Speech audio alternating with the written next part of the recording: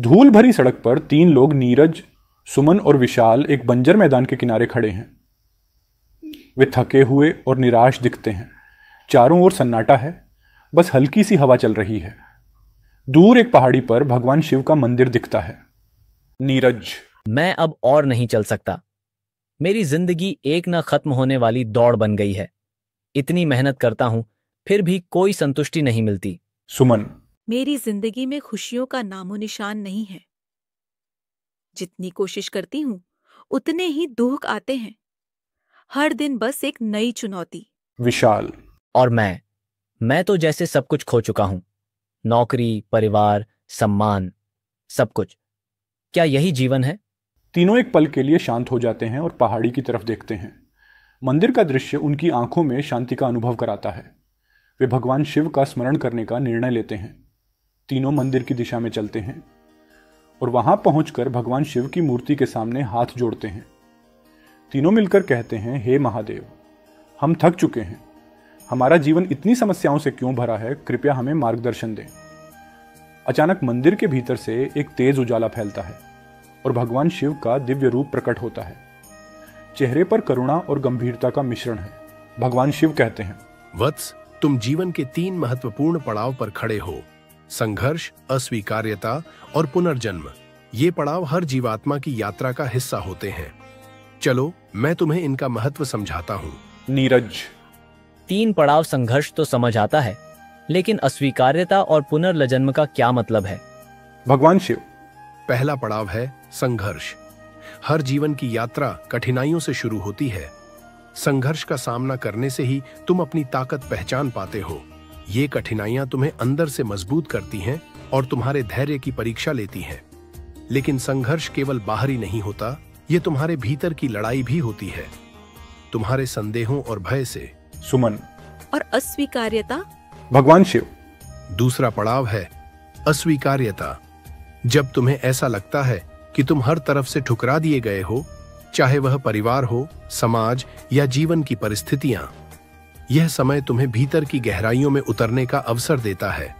अस्वीकार्यता का अनुभव करने पर ही तुम अपनी आत्मा की वास्तविक प्रकृति को समझ पाते हो। ये तुम्हें दिखाता है कि तुम्हारे बाहरी सुख सुविधाएं अस्थायी हैं, लेकिन तुम्हारी आत्मा का शांति और प्रेम से भरा रूप शाश्वत है। विशाल, लेकिन महादेव, जब हम अस्वीकार्यता के उस गहरे दुहक में होते हैं तो उस समय हमें कोई उम्मीद नहीं दिखाई देती। पुनर्जन्म का क्या अर्थ है? भगवान शिव, पुनर्जन्म का अर्थ केवल शरीर का जन्म नहीं है, बल्कि आत्मा का नए दृष्टिकोण से जागरण है। जब तुम संघर्ष और अस्वीकार्यता का सामना कर लेते हो, तब तुम्हारी आत्मा पुनः जागती है, नई सोच, नई समझ और नई दृष्टि के साथ। यह आध्यात्मिक पुनर्जन्म है। तब तुम जान पाते हो कि असली शांति तुम्हारे भीतर ही है और बाहरी दुनिया के अस्थायी सुख दुख केवल सीखने के साधन हैं। नीरज, तो महादेव, इसका मतलब यह है कि हमें इन कठिनाइयों से भागना नहीं चाहिए, बल्कि उन्हें स्वीकार करना चाहिए। भगवान शिव, हाँ नीरज, जीवन के हर पड़ाव का सम्मान करना सीखो। संघर्ष से भागने की बजाय उसका सामना करो। अस्वीकार्यता को एक चुनौती मानो और पुनर्जन्म को एक नई शुरुआत के रूप में देखो।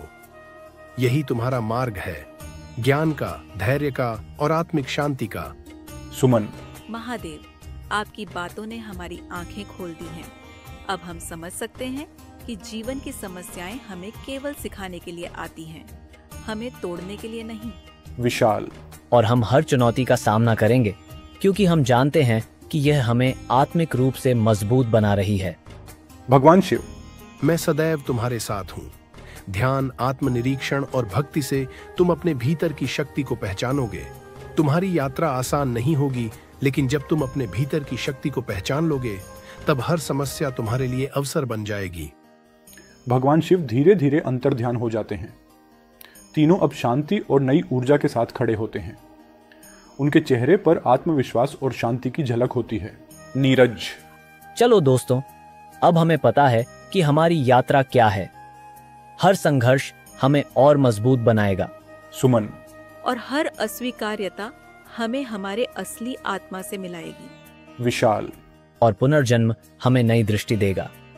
चलो, अब हम अपने जीवन को पूरी समझ के साथ जिएंगे। तीनों एक दूसरे का हाथ पकड़ते हैं और मुस्कुराते हुए मंदिर से नीचे की ओर चलते हैं।